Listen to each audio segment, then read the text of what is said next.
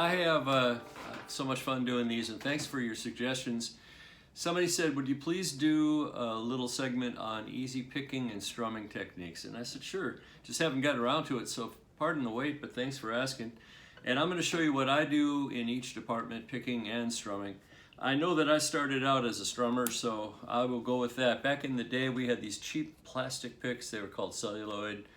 And this is a current one. It's really thin, though. And I keep stuff like this around because in the recording studio, sometimes that's your EQ on your acoustic. As Brian Sutton would say. That's a really nice thin one. Then I get into my Dunlop picks, which are these here. This is actually one of my old Glen Campbell picks, but all the stuff's worn off it. And I really love these red ones because they feel so flexible.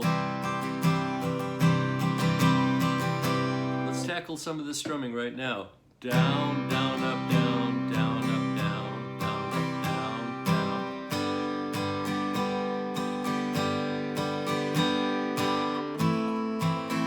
down. That's pretty simple. I mean, you can change that a myriad of ways, and you know.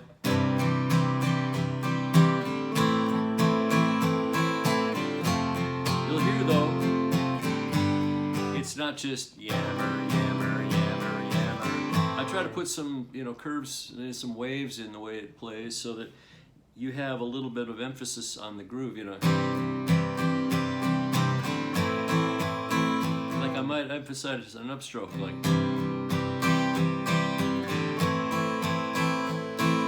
Hear that? Which helps a lot. A lot of chords are 6-string chords, but sometimes your left hand can help it sound good by not playing all 6 notes. Like on my G string, or my G chords, I'm usually just playing 5 strings, and my finger is actually laying over that A string. The other thing that we do when we're picking is we pick out a bass note and then we follow it with the chord.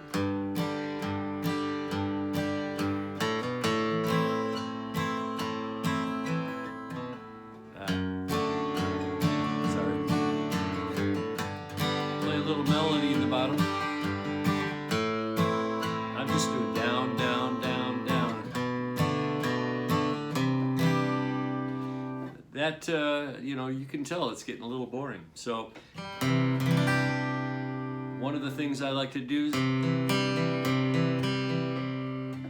down, up, down, up, down, up, down. But I'm going across the strings with it, or let's say,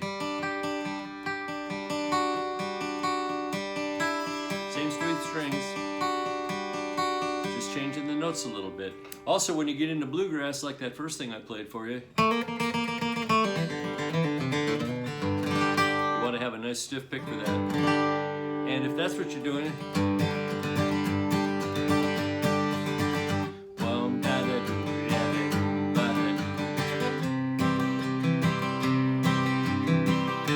playing a bass note on the top of each measure.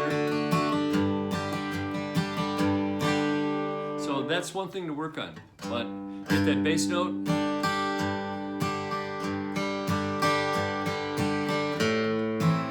I'm a big, user of that bass note in everything I do, all the shows I do. It just seems to be, it's one of the things that people say, you sound like you got a bass player and a rhythm player while you're playing lead. I wouldn't go that far, but it really helps. The other thing is, in between chords, you can do little runs.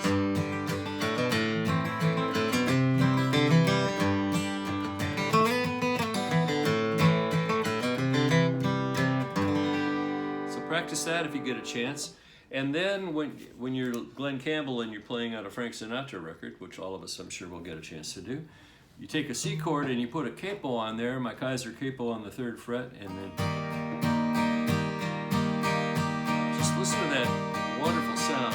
The other thing I want everybody to do, if you don't have one already, is get one of these little clip-on tuners. I mean, it's $15 for one of these things. I just turned it on there. I can tune my note up, and just stays on there. It runs a little flat battery. Nothing more satisfying than, let me just put it on the positive side, nothing more satisfying than a guitar that's in tune. Here's my Glen Campbell pick. This is one of the old ones from when I was with you.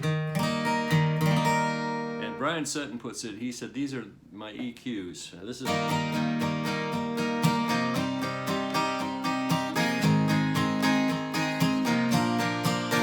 It's got a sound to it. If you put a heavy pick on there, like this Carter Vintage Blue pick, hear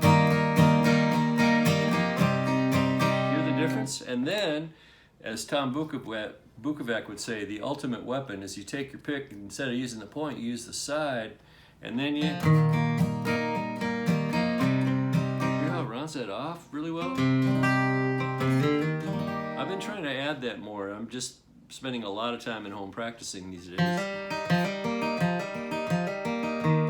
Here's another thing you can do. I'm going to just leave the capo where it is. You can hammer on a note in your chord, like you can see.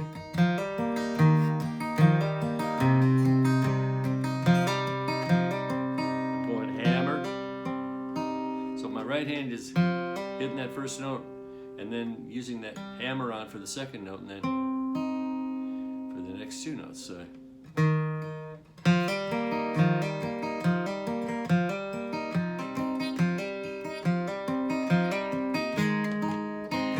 lots of ways to do it. The other thing that I do the most is I use a pick and two fingers. Now, I studied classical guitar in college and got my degree from Arizona State, and I had to use 3 fingers and a thumb.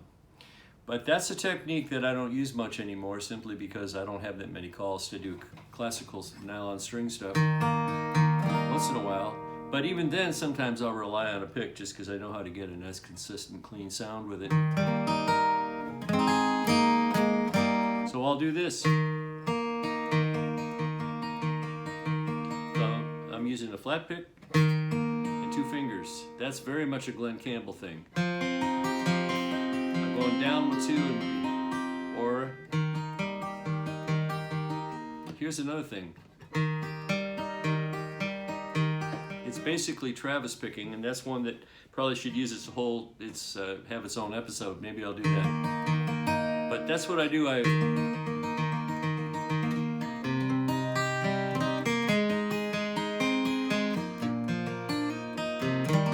So if I'm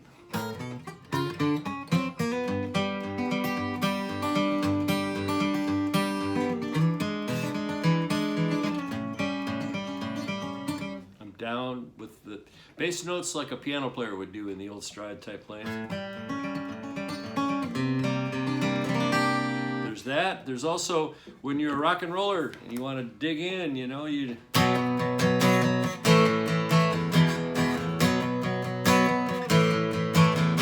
all downstrokes. If you're doing your folk picking with rock and roll, it sounds. It doesn't have the same sound. So if you're not getting the sound you want, check and see if your pick style is the same as the music you're playing, like AC/DC. How about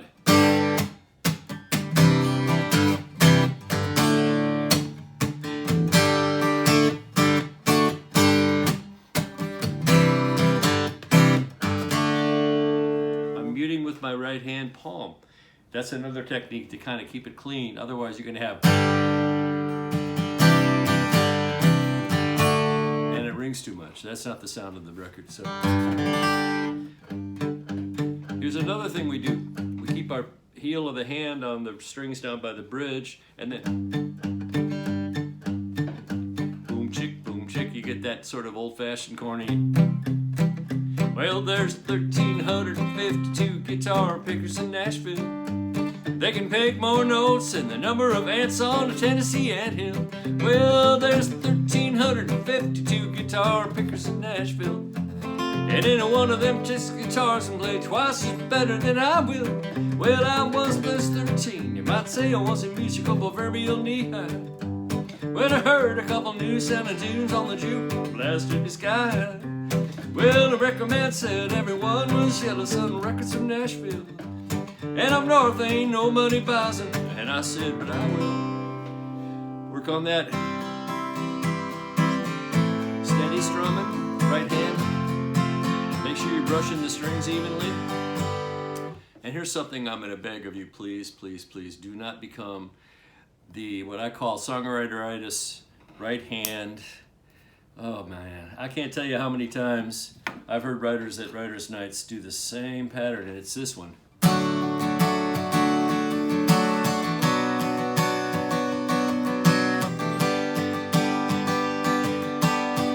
We've heard that to death here in Nashville, and you know the whole song is going to be that, because that's just the rhythm. They get that dang, dang, dang, dang, dang. It works on some songs, but not for all the songs, please. So.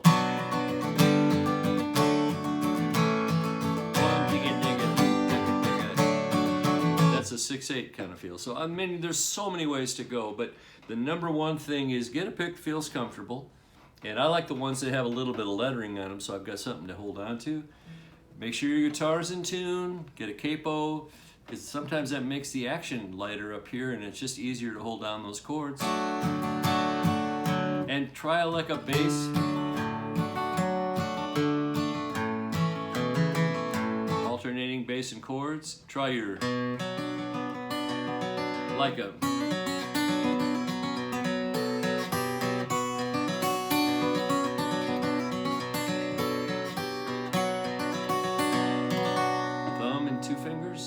pick and two fingers. So many ways to go, you guys. For finger picking, you got the same. Well, come she will.